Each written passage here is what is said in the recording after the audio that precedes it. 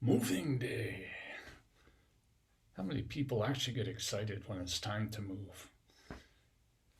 In this case, me. House I've been staying at in the Alberta Arts District is kind of weird. First, I went in and it was an Airbnb thing. Hello, we talk on the phone. I go down and it's just, okay, well, you can move in this day. I won't be able to give you a tour, but somebody will let you in when you get to the house. Okay, give me a call. So I get on the phone when I get there and I get a virtual walkthrough on a phone. All right, I've never done that before, but fine, maybe she's busy. And after that is well, just send me the money via Venmo. There's no contract, there's no anything else. Is this legitimate? I'm like getting a little sketched out here already. Just found that that's kind of the way things tend to work over there. It's a lot of kind of slumlord work for cash kind of thing. So it's somebody owns a house but technically doesn't rent and whatever. For me, it was an immediate place to stay. I didn't have to worry about credit check or background check or anything else. So it's like, okay, fine. It was either that or living out of my car at the time. And yeah, it was starting to get kind of chilly. Winter was hitting. So it was like, okay.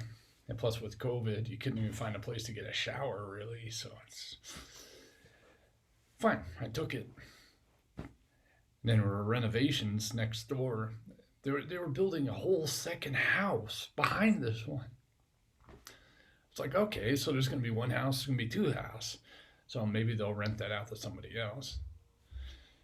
And then construction. They build a door between the two houses. They connect them. Now this is like a 10-bedroom house. Well, that's bad enough. But now you have one shared kitchen for all of this. People coming, people going, nobody getting background checks, just kind of hoping that nobody crazy comes in or something else. It's not like anybody's getting checked out here, so it's wow. This was starting in like January or end of December, so I'm just, maybe I need to think about moving on.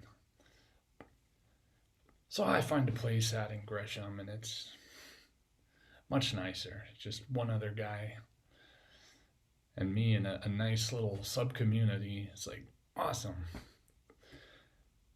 So come the 1st of February, I get ready to move.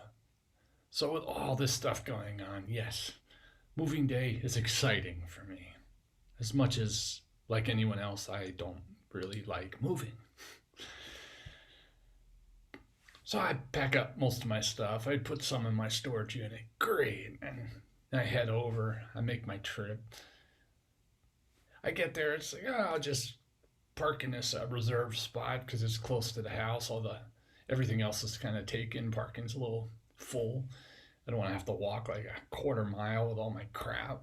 I'll unload and then I'll move my car, right? Yeah, everybody does that. So fine, I get there, I get out, and I'm like, well, I'll go quick, so I'm not parked here too long. I don't have to worry about getting towed. And then I see my back tire, the rim, is on the freaking ground. I'm like, oh, shit.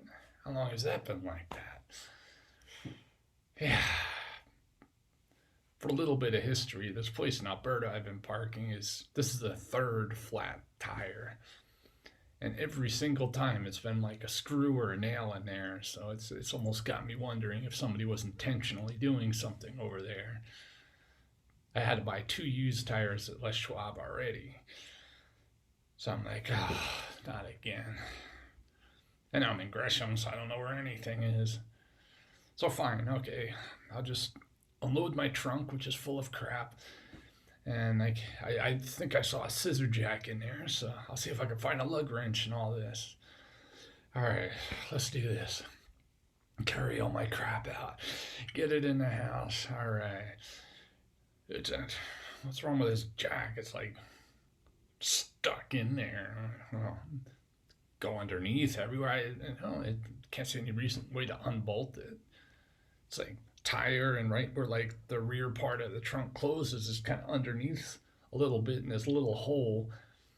I ended up just having to beat on it with like a can or something was all I had. I don't have any tools. And it just had gotten rusted solid in there. So I was able to break it loose. I got it out and twist the thing a little bit. Just one of those where you need like a bar to twist aside, just typical scissor jack. It's like, okay, great. Now let me find a lug wrench or some kind of bar. And well, that's when I learned out apparently this car didn't have one. Granted, this is something I should have looked into a couple of months ago when I bought the freaking car, but yeah, one of those days. I call the office, the place I just moved in, and I was like, hey, anybody got like a lug wrench or a jack or something else? And office lady was like, I know maybe I have the maintenance guy, but he's not here today. And really, everybody, all these cars, and nobody has like a jack or a lug wrench? Okay, fine. So I look at my phone. There's an AutoZone about a mile down the street. Okay, and we'll just make this happen. I'll just walk down there, buy a freaking lug wrench, and get this done. So resigned to that, it's like I just push past all the negative why me feelings and say, okay, we'll just solve the freaking problem here. So I just start walking down the road. And right as I get to AutoZone, I look across the street. And there's a Les Schwab. I'm like, hey, this might work. Because my other option was either lug wrench and or can of Fix-A-Flat. And I know tire places hate Fix-A-Flat because it makes a real pain in the ass when they go to change tires. So just for the hell of it, I'm like, well, I can't see what they can do from that far away. But I go to Les Schwab and I ask them. It's like, look, this is my problem. I'm less than a mile away. My rim is on the ground. I was going to get Fix-A-Flat. Do you have any other suggestions? Miraculously, they were like, yeah, hold on. Guy goes over, gets another guy, and so, okay, this guy here will meet you out front in the middle with a service truck. We'll go over, fill it up, and you can bring it back here and get it fixed. And like, wow, okay, that's a viable option. Sweet. So we go over and, he pumps it up, and drive the car back, come in. Hey, remember me? All right, well, car's here. Wait a while. They fix my car and like, oh yeah, no charge. So, really? Did you give me a free ride, air up my tire, fix my tire, all on a used tire I bought there, a couple of months ago for like $50. And I'm just like, that's freaking service. Because the other 2 times I had problems with tires, they also fixed them for free, though I was able to drive it all the way to the dealer. And the first one of those wasn't even the tire I bought from them. Really impressed with Les Schwab. Moral of the story is, if you don't get frustrated and get the why me's and everything else, and you keep persisting on, and with almost anything in life, sometimes it takes a lot longer. It's not always such miraculously quick and efficient as this was, of course. But something will eventually give and resolve itself. The universe will provide. It's insane, but it really does work.